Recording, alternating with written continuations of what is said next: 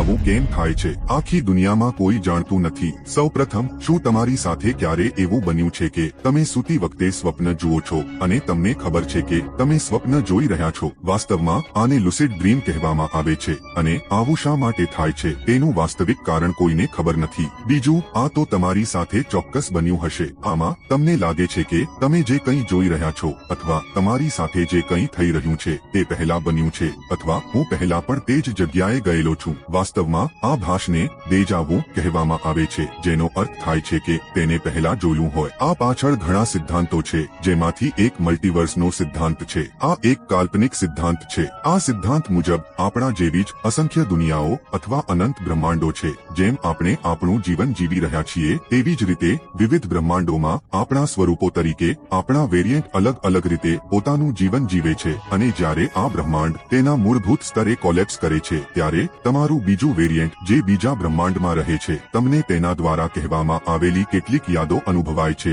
ઉદાહરણ તરીકે, જો આપણે કોઈ જગ્યાએ જઈ રહ્યા હોઈએ અને બીજી દુનિયામાં આપણો વેરિયન્ટ તે સ્થળની પહેલા જ મુલાકાત લઈ ચૂક્યો હોય તો તે સમયે આપણને એવું લાગે છે કે મેં આ સ્થળ પહેલા જોયું છે.